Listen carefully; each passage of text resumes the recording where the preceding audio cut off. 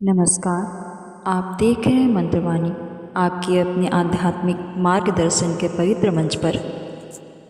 आज हम बात करेंगे उस रहस्यमयी एवं अत्यंत प्रभावशाली तांत्रिक मंत्र की जिसे श्री हनुमान जी का मरकट मंत्र कहा जाता है। यह मंत्र विशेष रूप से शत्रुओं से रक्षा, बाधाओं के नाश, तंत्र दोष, जादू टोना, भूत प्रेत बाधा और अदृश्य शत्रुओं से मुक्ति के लिए अचूक माना जाता है। श्री हनुमान जी का यह दिव्य और अति प्रभावशाली मरकट मंत्र है। यह मंत्र विशेष रूप से शत्रुओं से रक्षा, तंत्र बाधा से मुक्ति, न्याय की प्राप्ति, ईर्ष्यालु लोगों की चाल विफल करने तथा अदृश्य और अनजानी नकारात्मक शक्तियों से बचाव के लिए अत्यंत प्रभावशाली माना जाता है। आइए पहले इस मंत्र का मूल रूप सुनते हैं। ओम हरि मर्कट मर्कट मंत्रमिदं परिलिख्यति लिख्यति वाम तले यदि नास्यति न्यास्यति शत्रुकुलम यदि मुंच्यति मुंच्यति वामलता ओम हरि मर्कटाय स्वाहा। इस मंत्र का अर्थ एवं गुण भाव है। इस मंत्र में हनुमान जी के बाएं चरण तल की शक्ति का आवाहन किया गया है। मान्यता है कि यदि साधक मानसिक या शारीरिक रूप से किसी शत्रु, संकट, ईर्ष्यालु व्यक्ति, न्याय संबंधी परेशानी या छुपे हुए विरोधी से पीड़ित हो तो हनुमान जी के बाएं पैर के नीचे ओम हरि मर्कटाय स्वाहा शक्ति रूप में अंकित माना जाता है और इससे शत्रुओं का अहंकार, दुराचार, षड्यंत्र एवं वंशीय बाधा नष्ट हो जाती है। इसका संक्षेप में अर्थ है, हे पवन पुत्र हनुमान, यदि कोई जीव मुझे सताता है, छल करता है या मेरे प्रति अधर्म करता है तो आप उसके गलत कर्मों का नाश करें तथा उस दुराचार की जड़ तक समाप्त कर दें। यह मंत्र किसी मनुष्य को नुकसान पहुंचाने के लिए नहीं बल्कि अन्याय और अधर्म के विरुद्ध सुरक्षा कवच के लिए है। इस मंत्र का लाभ है शत्रु के षड्यंत्र और बुरे विचार पर रोक लगाना, तांत्रिक कष्ट, काला जादू, नज़र दोष का निवारण, कोर्ट कचहरी, जमीन जायदाद या थमा हुआ पैसा मामले में बढ़त करता है। दफ्तर, परिवार, समाज में विरोधियों की चाल विफल, मन में भय, असुरक्षा, बेचैनी और डर का अंत, रक्षा कवच की स्थापना और आत्मविश्वास की वृद्धि। इस मंत्र को कब जपना चाहिए? इसका सही समय मंगलवार। शत्रु, न्याय, तंत्र बाधा में सबसे अधिक प्रभावी शनिवार। अदृश्य बाधाएं, जादू टोना, ग्रह कष्ट में प्रभावी। प्रतिदिन जीवन में सुरक्षा कवच बनाए रखने के लिए इसका सही समय है सूर्योदय के बाद या रात 9 बजे के बाद यदि विपरीत परिस्थितियां अधिक हों। इस मंत्र को 11 बार सामान्य सुरक्षा और शांति के लिए जपना चाहिए, 41 बार शत्रु और बाधाओं में विजय के लिए, 108 बार सिद्धि, कोर्ट केस, तंत्र दोष या अत्यधिक संकट में हो। इसका जाप विधि है, स्नान के बाद स्वच्छ वस्त्र पहने, सामने हनुमान जी की प्रतिमा या चित्र रखें, आसन लाल या सफ़ेद रंग का रखें, दीपक तिल के तेल का जलाएं, सुगंध के लिए थोड़ा कपूर या गूगल जलाएं। दाहिने हाथ की माला रुद्राक्ष या तुलसी उपयुक्त है। जाप के समय मन में केवल एक भाव रखिए, मेरी रक्षा हनुमान करेंगे। इस मंत्र के जाप में विशेष सावधानियां बरतनी चाहिए, जैसे इस मंत्र का उपयोग किसी निर्दोष को दंड देने के लिए नहीं करना चाहिए। जप करते समय क्रोध या बदला लेने की भावना न रखें। साधक का मन पवित्र, लक्ष्य न्याय की ओर और संकल्प निष्पक्ष होना चाहिए। हनुमान जी न्याय के देवता हैं, अन्याय का साथ कभी नहीं देते। अब हम शुरू करने जा रहे हैं हनुमान जी के मरकट मंत्र के 108 बार जाप। सबसे पहले हम संकल्प लेते हैं। हे पवन पुत्र हनुमान, मैं श्रद्धा और विश्वास के साथ यह जाप कर रहा हूँ। मेरे जीवन में जहाँ अन्याय, बाधा, शत्रुता या अनिष्टकारी प्रभाव है, वहाँ कृपया कर न्याय और सुरक्षा प्रदान कीजिए। मुझे और मेरे परिवार को अपनी शरण में सुरक्षित रखिए। ओम हरि मर्कट मर्कट मंत्रमिदं परिलिख्यति लिख्यति वाम तले, यदि नश्यति नश्यति शत्रुकुलं, यदि मुञ्चति मुञ्चति वाम्लता। ओम हरि मर्कटाय स्वाहा। ओम हरि मर्कट मर्कट मंत्रमिदं परिलिख्यति लिख्यति वाम तले, यदि नश्यति नश्यति शत्रुकुलं, यदि मुञ्चति मुञ्चति वाम्लता। ओम हरि मर्कटाय स्वाहा। ओम हरि मर्कट मर्कट मंत्रमिदं परिलिख्यति लिख्यति वाम तले, यदि नश्यति नश्यति शत्रुकुलं, यदि मुञ्चति मुञ्चति वाम्लता। ओम हरि मर्कटाय स्वाहा। ओम हरि मर्कट मर्कट मंत्रमिदं परिलिख्यति लिख्यति वाम तले, यदि नश्यति नश्यति शत्रुकुलं, यदि मुञ्चति मुञ्चति वाम्लता। ओम हरि मर्कटाय स्वाहा। ओम हरि मर्कट मर्कट मंत्रमिदं परिलिख्यति लिख्यति वाम तले, यदि नश्यति नश्यति शत्रुकुलं, यदि मुञ्चति मुञ्चति वाम्लता। ओम हरि मर्कटाय स्वाहा। ओम हरि मर्कट मर्कट मंत्रमिदं परिलिख्यति लिख्यति वाम तले, यदि नश्यति नश्यति शत्रुकुलं, यदि मुञ्चति मुञ्चति वाम्लता। ओम हरि मर्कटाय स्वाहा। ओम हरि मर्कट मर्कट मंत्रमिदं परिलिख्यति लिख्यति वाम तले, यदि नश्यति नश्यति शत्रुकुलं, यदि मुञ्चति मुञ्चति वाम्लता। ओम हरि मर्कटाय स्वाहा। ओम हरि मर्कट मर्कट मंत्रमिदं परिलिख्यति लिख्यति वाम तले, यदि नश्यति नश्यति शत्रुकुलं, यदि मुञ्चति मुञ्चति वाम्लता। ओम हरि मर्कटाय स्वाहा। ओम हरि मर्कट मर्कट मंत्रमिदं परिलिख्यति लिख्यति वाम तले, यदि नश्यति नश्यति शत्रुकुलं, यदि मुञ्चति मुञ्चति वाम्लता। ओम हरि मर्कटाय स्वाहा। ओम हरि मर्कट मर्कट मंत्रमिदं परिलिख्यति लिख्यति वाम तले, यदि नश्यति नश्यति शत्रुकुलं, यदि मुञ्चति मुञ्चति वाम्लता। ओम हरि मर्कटाय स्वाहा।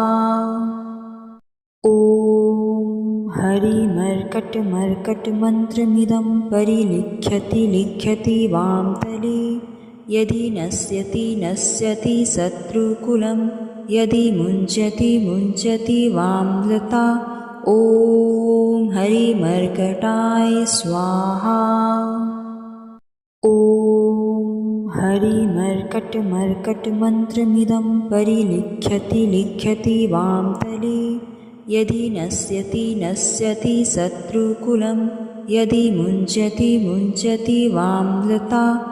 ओम हरि मर्कटाय स्वाहा।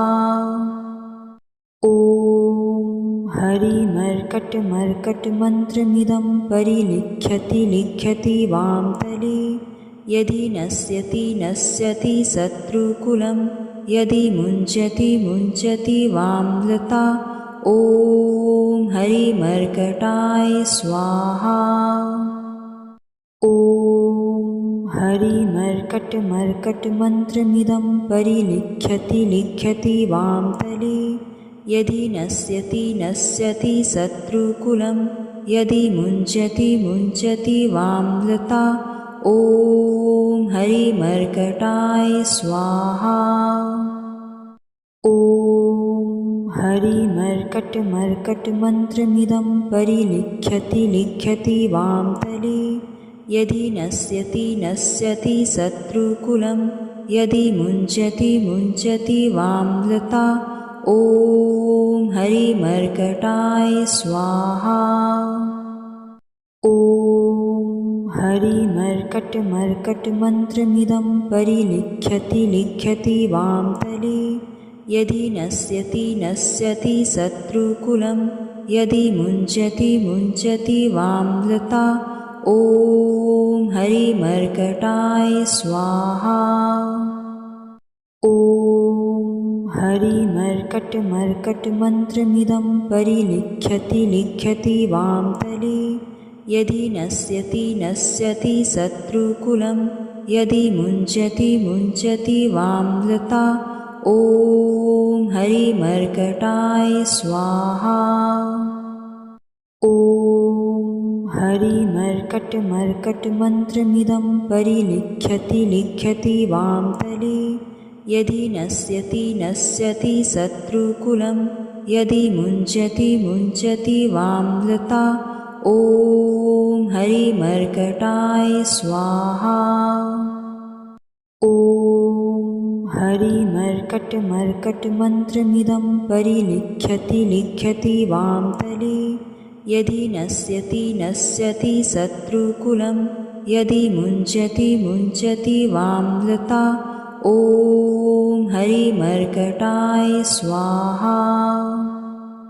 ॐ हरिमर्कटमर्कटमन्त्रमिदं परिलिख्यति लिख्यति वामतले यदि नश्यति नश्यति शत्रुकुलं यदि मुञ्चति मुञ्चति वाम्लता ॐ हरिमर्कटाय स्वाहा। ॐ हरिमर्कटमर्कटमन्त्रमिदं परिलिख्यति लिख्यति वामतले यदि नश्यति नश्यति शत्रुकुलं यदि मुञ्चति मुञ्चति वाम्लता ॐ हरिमर्कटाय स्वाहा। ॐ हरिमर्कटमर्कटमन्त्रमिदं परिलिख्यति लिख्यति वामतले यदि नश्यति नश्यति शत्रुकुलं यदि मुञ्चति मुञ्चति वाम्लता ॐ हरिमर्कटाय स्वाहा। ॐ हरिमर्कटमर्कटमन्त्रमिदं परिलिख्यति लिख्यति वामतले यदि नश्यति नश्यति शत्रुकुलं यदि मुञ्चति मुञ्चति वाम्लता ॐ हरिमर्कटाय स्वाहा। ॐ हरिमर्कटमर्कटमन्त्रमिदं परिलिख्यति लिख्यति वामतले यदि नश्यति नश्यति शत्रुकुलं यदि मुञ्चति मुञ्चति वाम्लता ॐ हरिमर्कटाय स्वाहा। ॐ हरिमर्कटमर्कटमन्त्रमिदं परिलिख्यति लिख्यति वामतले यदि नश्यति नश्यति शत्रुकुलं यदि मुञ्चति मुञ्चति वाम्लता ॐ हरिमर्कटाय स्वाहा। ॐ हरिमर्कटमर्कटमन्त्रमिदं परिलिख्यति लिख्यति वामतले यदि नश्यति नश्यति शत्रुकुलं यदि मुञ्चति मुञ्चति वाम्लता ॐ हरिमर्कटाय स्वाहा। ॐ हरिमर्कटमर्कटमन्त्रमिदं परिलिख्यति लिख्यति वां तले यदि नश्यति नश्यति शत्रुकुलं यदि मुञ्चति मुञ्चति वाम्लता ॐ हरिमर्कटाय स्वाहा। ॐ हरिमर्कटमर्कटमन्त्रमिदं परिलिख्यति लिख्यति वां तले यदि नश्यति नश्यति शत्रुकुलं यदि मुञ्चति मुञ्चति वाम्लता ॐ हरिमर्कटाय स्वाहा। ॐ हरिमर्कटमर्कटमन्त्रमिदं परिलिख्यति लिख्यति वां तले यदि नश्यति नश्यति शत्रुकुलं यदि मुञ्चति मुञ्चति वाम्लता ॐ हरिमर्कटाय स्वाहा। ॐ हरिमर्कटमर्कटमन्त्रमिदं परिलिख्यति लिख्यति वां तले यदि नश्यति नश्यति शत्रुकुलं यदि मुञ्चति मुञ्चति वाम्लता ॐ हरिमर्कटाय स्वाहा।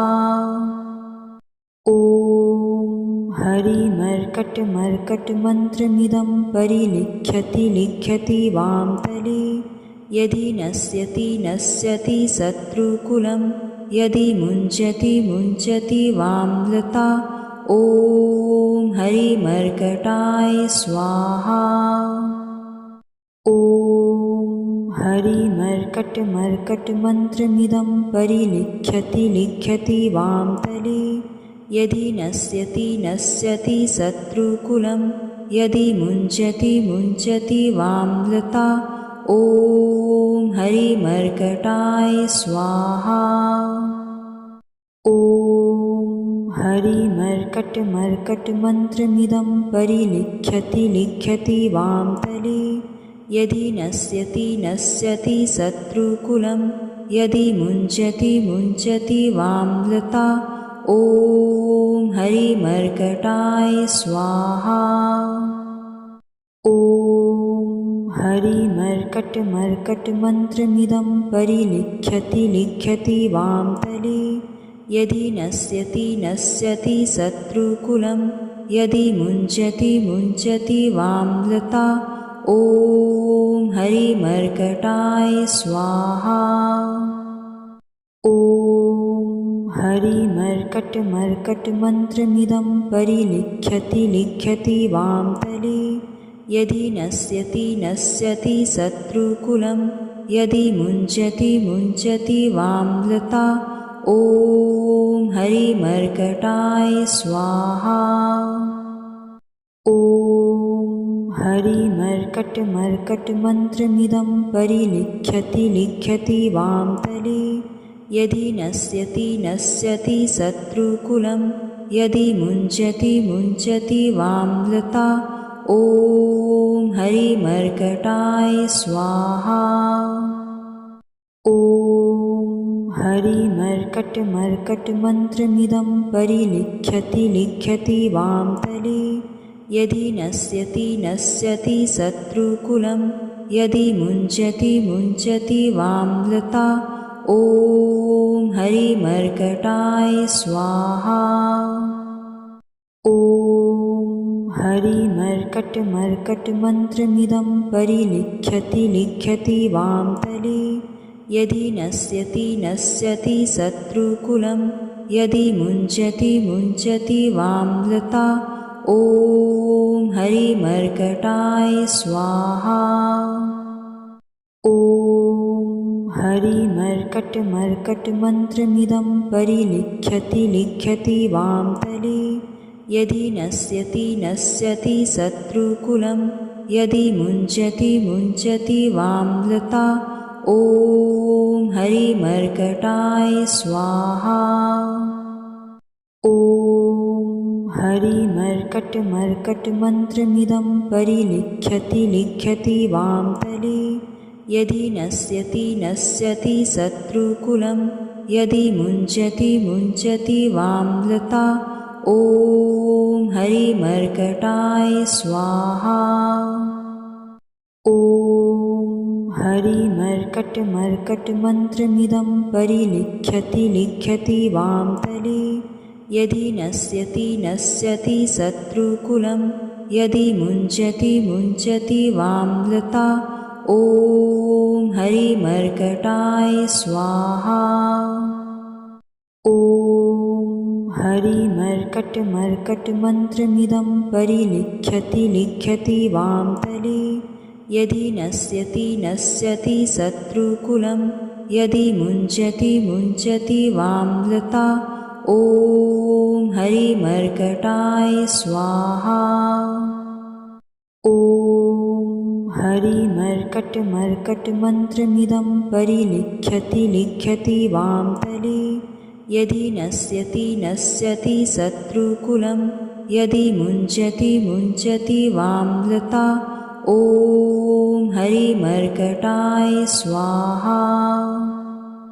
ॐ हरिमर्कटमर्कटमन्त्रमिदं परिलिख्यति लिख्यति वामतले।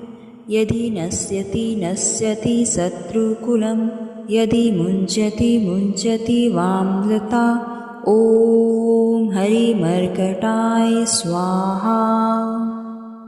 ॐ हरिमर्कटमर्कटमन्त्रमिदं परिलिख्यति लिख्यति वामतले। यदि नश्यति नश्यति शत्रुकुलं, यदि मुञ्चति मुञ्चति वामलता। ॐ हरिमर्कटाय स्वाहा। ॐ हरिमर्कटमर्कटमन्त्रमिदं परिलिख्यति लिख्यति वामतले। यदि नश्यति नश्यति शत्रुकुलं, यदि मुञ्चति मुञ्चति वामलता। ॐ हरिमर्कटाय स्वाहा।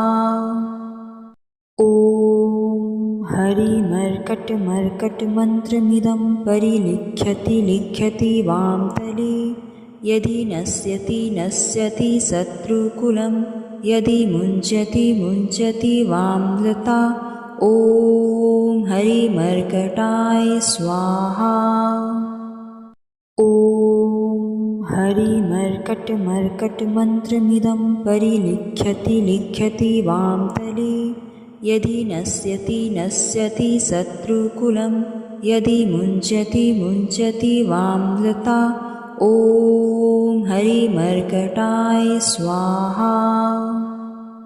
ॐ हरिमर्कटमर्कटमन्त्रमिदं परिलिख्यति लिख्यति वामतले।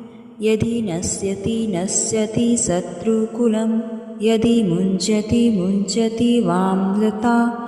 ॐ हरिमर्कटाय स्वाहा।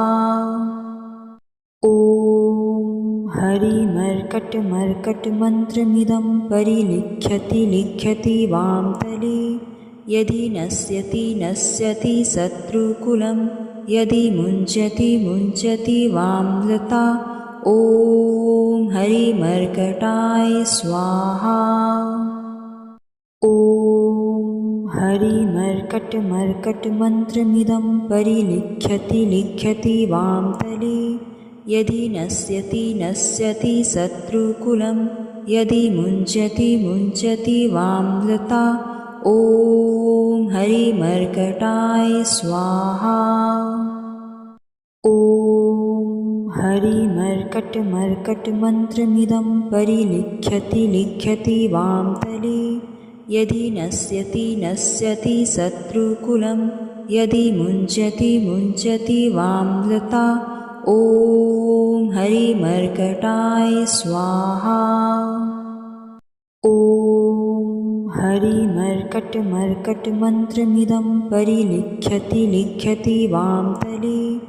यदि नश्यति नश्यति शत्रुकुलं, यदि मुञ्चति मुञ्चति वामलता। ॐ हरिमर्कटाय स्वाहा। ॐ हरिमर्कटमर्कटमन्त्रमिदं परिलिख्यति लिख्यति वामतले। यदि नश्यति नश्यति शत्रुकुलं, यदि मुञ्चति मुञ्चति वामलता। ॐ हरिमर्कटाय स्वाहा। ॐ हरिमर्कटमर्कटमन्त्रमिदं परिलिख्यति लिख्यति वामतले। यदि नश्यति नश्यति शत्रुकुलं, यदि मुञ्चति मुञ्चति वामलता। ॐ हरिमर्कटाय स्वाहा।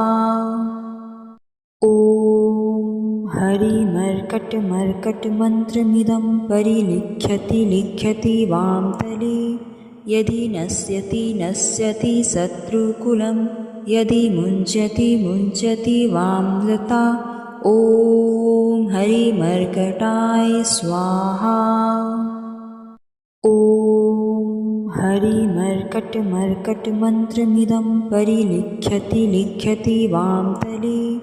यदि नश्यति नश्यति शत्रुकुलं, यदि मुञ्चति मुञ्चति वामलता। ॐ हरिमर्कटाय स्वाहा।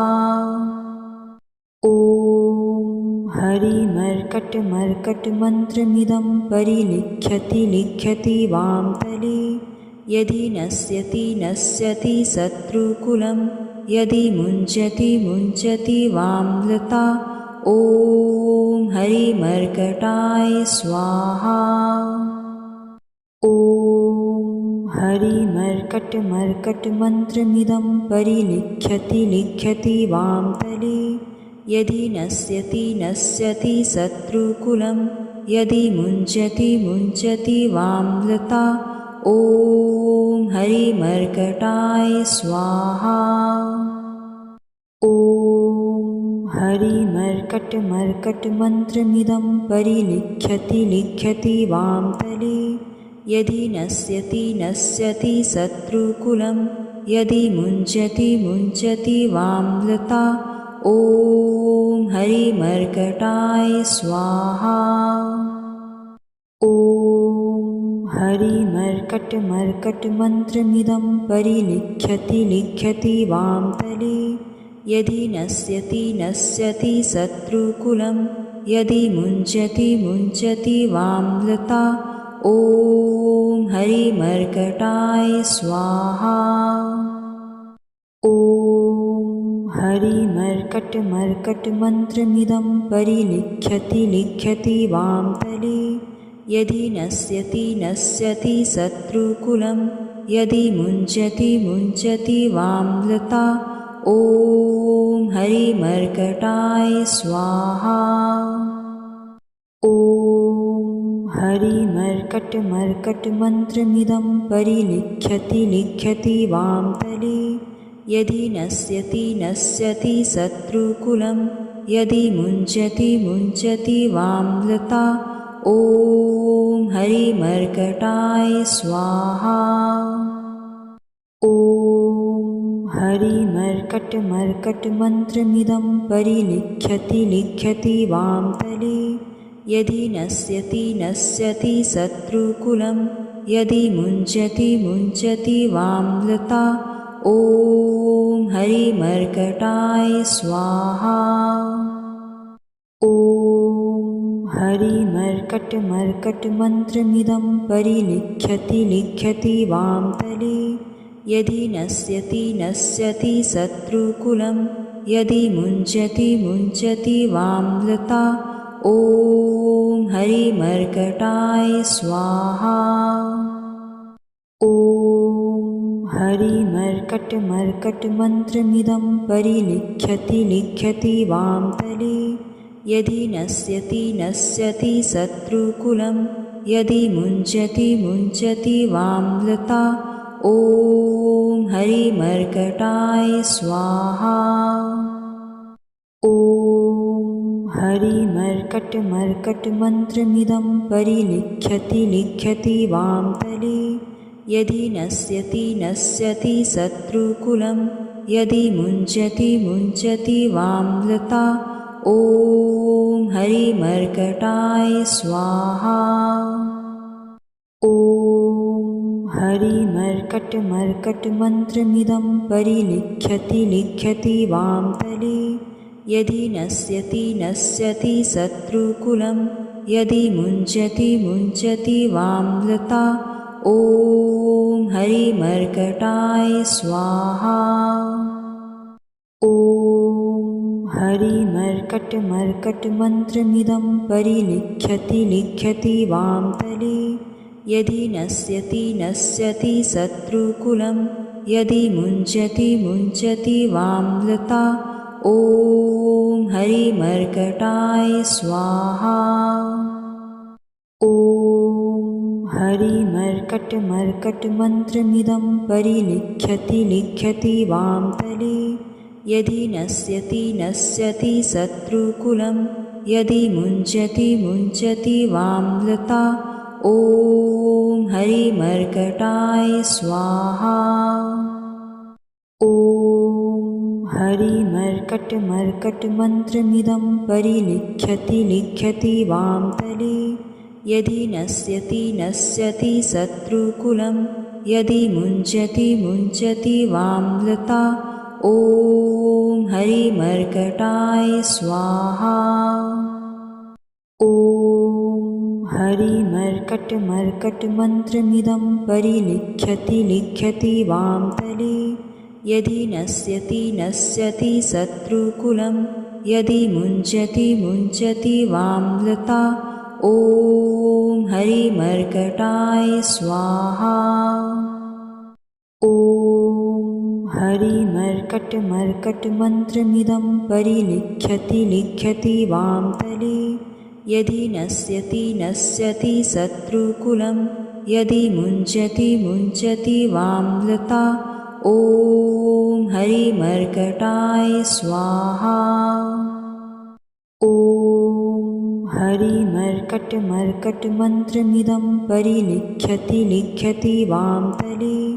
यदि नश्यति नश्यति शत्रुकुलं यदि मुञ्चति मुञ्चति वाम्लता ॐ हरिमर्कटाय स्वाहा।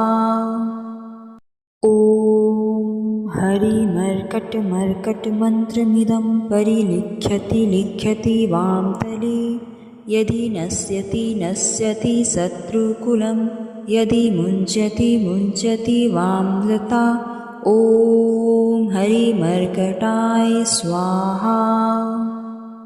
ॐ हरिमर्कटमर्कटमन्त्रमिदं परिलिख्यति लिख्यति वामतले। यदि नश्यति नश्यति शत्रुकुलं यदि मुञ्चति मुञ्चति वाम्लता ॐ हरिमर्कटाय स्वाहा। ॐ हरिमर्कटमर्कटमन्त्रमिदं परिलिख्यति लिख्यति वामतले। यदि नश्यति नश्यति शत्रुकुलं यदि मुञ्चति मुञ्चति वाम्लता ॐ हरिमर्कटाय स्वाहा। ॐ हरिमर्कटमर्कटमन्त्रमिदं परिलिख्यति लिख्यति वामतले। यदि नश्यति नश्यति शत्रुकुलं यदि मुञ्चति मुञ्चति वाम्लता ॐ हरिमर्कटाय स्वाहा। ॐ हरिमर्कटमर्कटमन्त्रमिदं परिलिख्यति लिख्यति वामतले। यदि नश्यति नश्यति शत्रुकुलं यदि मुञ्चति मुञ्चति वाम्लता ॐ हरिमर्कटाय स्वाहा। ॐ हरिमर्कटमर्कटमन्त्रमिदं परिलिख्यति लिख्यति वामतले। यदि नश्यति नश्यति शत्रुकुलं यदि मुञ्चति मुञ्चति वाम्लता ॐ हरिमर्कटाय स्वाहा। ॐ हरिमर्कटमर्कटमन्त्रमिदं परिलिख्यति लिख्यति वामतले। यदि नश्यति नश्यति शत्रुकुलं यदि मुञ्चति मुञ्चति वाम्लता ॐ हरिमर्कटाय स्वाहा। ॐ हरिमर्कटमर्कटमन्त्रमिदं परिलिख्यति लिख्यति वामतले। यदि नश्यति नश्यति शत्रुकुलं यदि मुञ्चति मुञ्चति वाम्लता ॐ हरिमर्कटाय स्वाहा। ॐ हरिमर्कटमर्कटमन्त्रमिदं परिलिख्यति लिख्यति वामतले यदि नश्यति नश्यति शत्रुकुलं यदि मुञ्चति मुञ्चति वाम्लता ॐ हरिमर्कटाय स्वाहा। ॐ हरिमर्कटमर्कटमन्त्रमिदं परिलिख्यति लिख्यति वामतले यदि नश्यति नश्यति शत्रुकुलं यदि मुञ्चति मुञ्चति वाम्लता ॐ हरिमर्कटाय स्वाहा।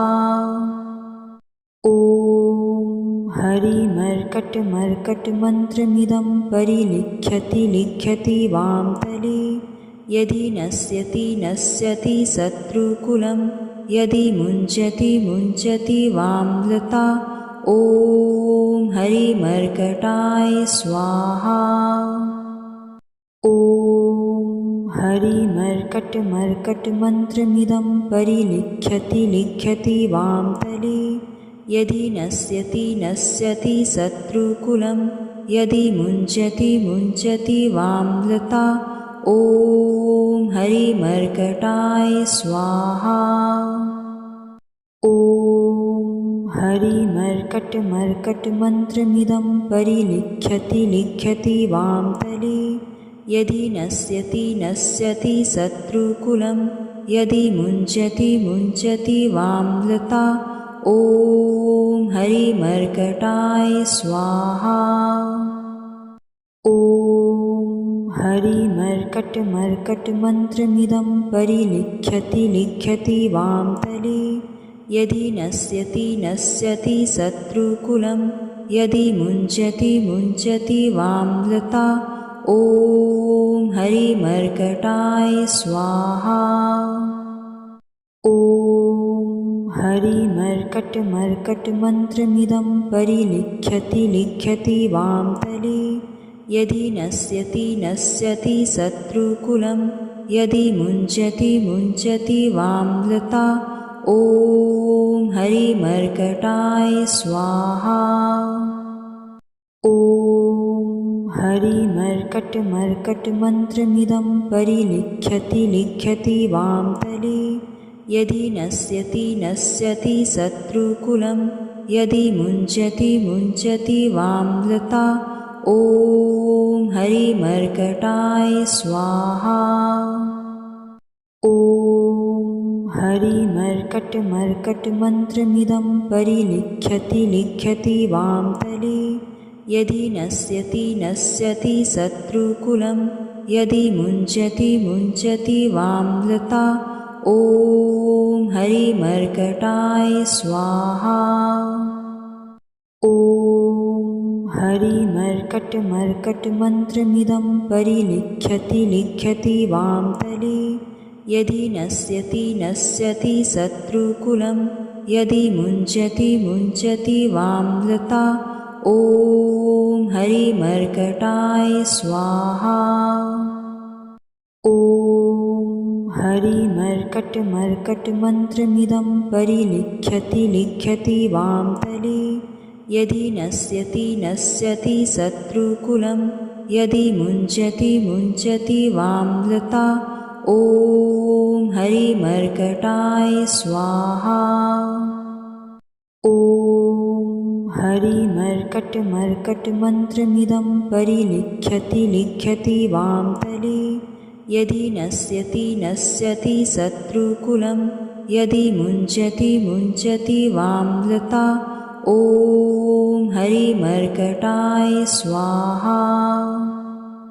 ॐ हरिमर्कटमर्कटमन्त्रमिदं परिलिख्यति लिख्यति वामतले यदि नश्यति नश्यति शत्रुकुलं यदि मुञ्चति मुञ्चति वाम्लता ॐ हरिमर्कटाय स्वाहा। ॐ हरिमर्कटमर्कटमन्त्रमिदं परिलिख्यति वां तले। यदि नश्यति शत्रुकुलं, यदि मुञ्चति वाम्लता। ॐ हरिमर्कटाय स्वाहा।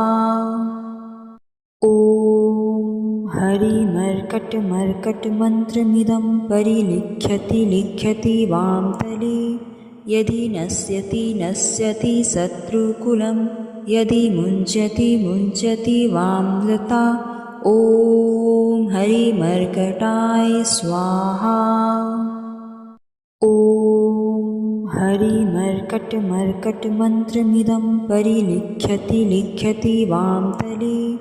यदि नश्यति शत्रुकुलं, यदि मुञ्चति वाम्लता। ॐ हरिमर्कटाय स्वाहा। ॐ हरिमर्कटमर्कटमन्त्रमिदं परिलिख्यति वां तले। यदि नश्यति शत्रुकुलं, यदि मुञ्चति वाम्लता। ॐ हरिमर्कटाय स्वाहा। ॐ हरिमर्कटमर्कटमन्त्रमिदं परिलिख्यति वां तले। यदि नश्यति शत्रुकुलं, यदि मुञ्चति वाम्लता। ॐ हरिमर्कटाय स्वाहा। ॐ हरिमर्कटमर्कटमन्त्रमिदं परिलिख्यति वां तले। यदि नश्यति शत्रुकुलं, यदि मुञ्चति वाम्लता। ॐ हरिमर्कटाय स्वाहा। ॐ हरिमर्कटमर्कटमन्त्रमिदं परिलिख्यति वां तले। यदि नश्यति शत्रुकुलं, यदि मुञ्चति वाम्लता। ॐ हरिमर्कटाय स्वाहा। ॐ हरिमर्कटमर्कटमन्त्रमिदं परिलिख्यति वां तले। यदि नश्यति शत्रुकुलं, यदि मुञ्चति वाम्लता। ॐ हरिमर्कटाय स्वाहा। ॐ हरिमर्कटमर्कटमन्त्रमिदं परिलिख्यति वां तले। यदि नश्यति शत्रुकुलं, यदि मुञ्चति वाम्लता। ॐ हरिमर्कटाय स्वाहा। ॐ हरिमर्कटमर्कटमन्त्रमिदं परिलिख्यति वां तले। यदि नश्यति शत्रुकुलं, यदि मुञ्चति वाम्लता। ॐ हरिमर्कटाय स्वाहा। ॐ हरिमर्कटमर्कटमन्त्रमिदं परिलिख्यति वां तले। यदि नश्यति शत्रुकुलं, यदि मुञ्चति वाम्लता। ॐ हरिमर्कटाय स्वाहा।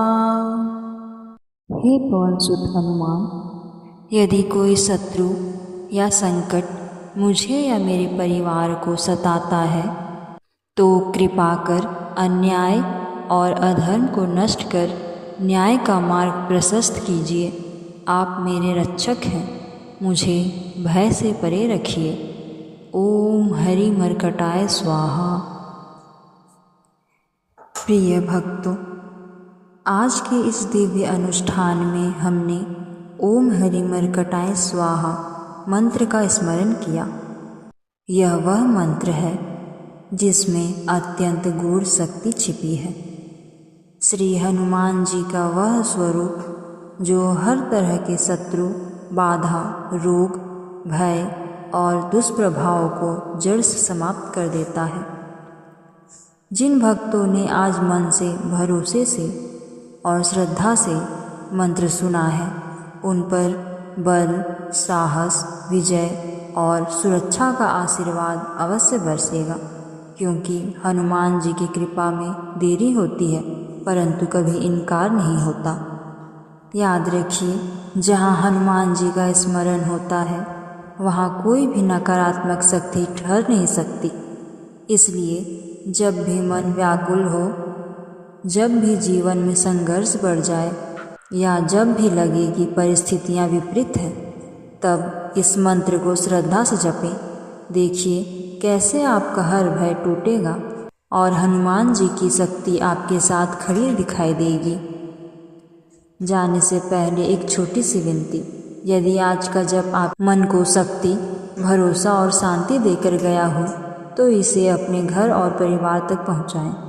इस वीडियो को ज़रूर साझा करें ताकि हनुमान जी की कृपा हर घर में पहुंचे।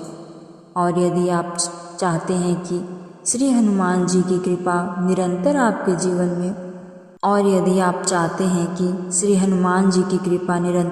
जीवन में बनी रहे तो इस वीडियो को लाइक कीजिए, चैनल को सब्सक्राइब कीजिए और घंटी वाला निशान दबाकर हमारे मंत्रवाणी परिवार से जुड़ जाइए। अगले दिव्य मंत्र में फिर मिलेंगे। तब तक जय बजरंगबली, जय श्री हनुमान। ओम हरि मर्कटाय स्वाहा।